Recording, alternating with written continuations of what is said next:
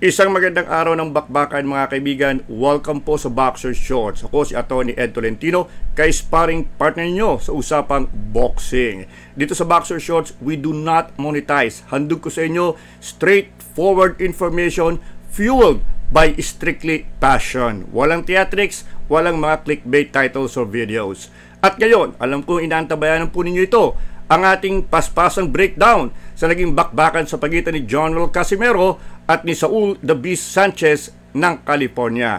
Atin pong i-breakdown ang smashing performance ni Cuadro Alas at ano ang mga dapat niyang gawin para makabalik sa muli sa ikangay championship status dito sa Junior Featherweight Division. Yan lamang po dito sa Boxer Shorts.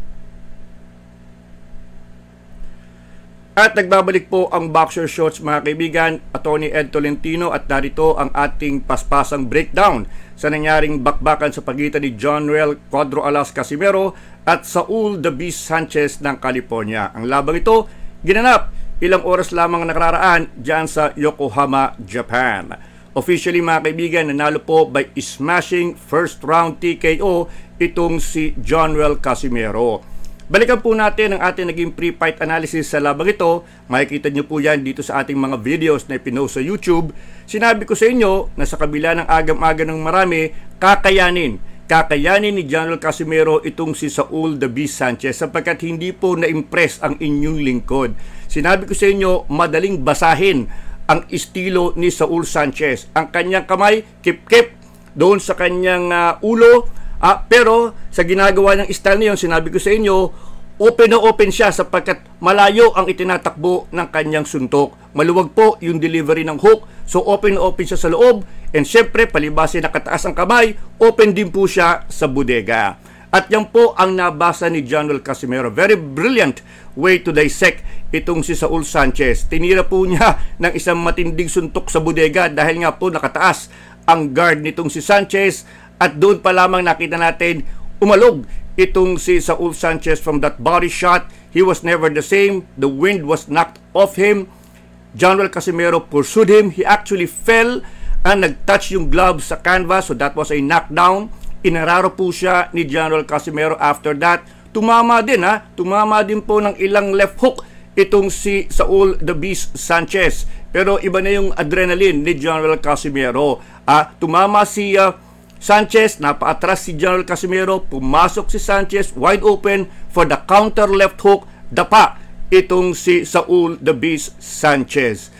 Umangat, tumayo, pero alam po natin nung inawat ng referee ay tamang itigil na lamang ang laban. Yun ang tinatawag kong boxing euthanasia. Wala na i-pull mo na yung plug sapagkat wala nang ilalabas pa itong si Saul The Beast Sanchez.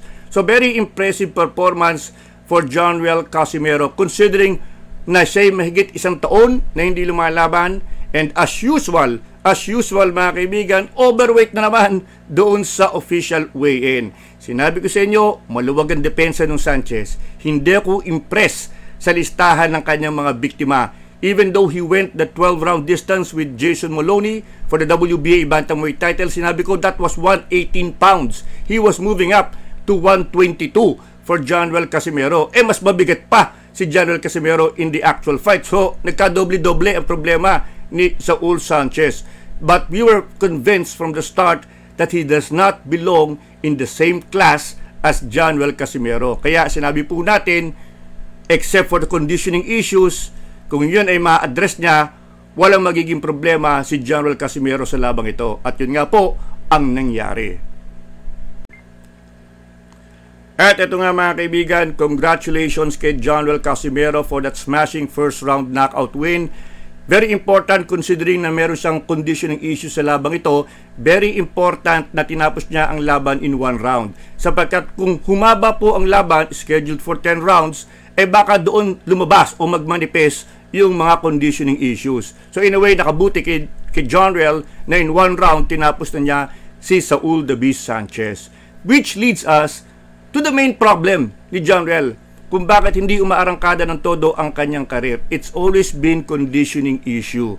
Remember mga kaibigan, kung walang problema sa conditioning si John Casimero, di sana 2 years ago nakalaban niya si Naoya Inoue. Hindi dapat si Paul Butler ang humarap kay Naoya Inoue for the WBO bantamweight title. Dapat si Casimero yun, sapagkat titulo niya yun eh. Hindi naman siya natalo as WBO bantamweight champion. Natanggalan lamang siya ng corona because, sabi ko nga, overweight siya, may problema sa timbang, gumamit ng sauna, bagay na pinagbabawal sa Inglaterra, kaya eventually hindi natuloy yung laban at nabuwisit na ang WBO, tinanggalan siya ng corona. He was never really beaten as WBO bantamweight champion.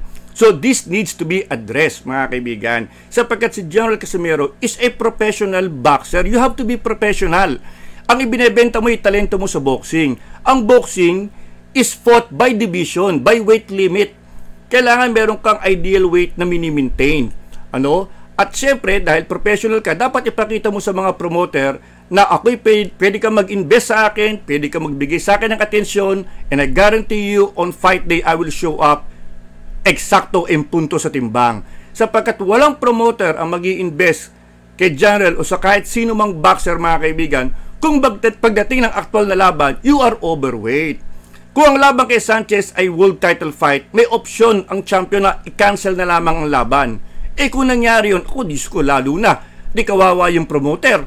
Nag-invest ng maraming pera, pagkatapos walang nakitang return of investment. Wala na magpo-promote pag ganyan kay General. So, very important, General, get a conditioning coach. At pag sinabi kong conditioning, hindi air conditioning. Yung totoong conditioning coach. Somebody who will check your weight and guarantee that you will show up within the weight limit. Sapagkat sayang, you are 35 years old, medyo may edad na katawan, senior years na yan actually sa boxing, the more you need a conditioning coach, sapagkat hindi ka na bata. Sayang ang pagkakataon, General, years from now, babalikan mo itong mga oras na ito, yung mga nasayang na oras, at isipin mo, sayang, kung ako'y nag-focus lamang, if I was only in good condition always, mas marami pa akong nakuhang kampyonato, at mas marami pa akong ikangay na conquer, na ikangay mga magagaling na kalaban. So hopefully this matter will be addressed because we hate to see a good talent put to waste. Tumatakbo ang oras, sayang ang pagkakataon. Hindi araw-araw, sabi nga natin that the sun will always shine. Habang nandito, capitalize on it, General. Yan po ang ating buod ng Boxer Shorts for today. Muli, maraming salamat po sa inyong patuloy na pagtangkilik dito sa ating munting YouTube channel. Talaga isinisingit lang po natin ito sa ating schedule para lang po sa inyo, mga giliw kong fellow boxing fans. Ako po si Atty. Ed Tolentino, muli nagpapaalala, walang personalan, buntalan lang.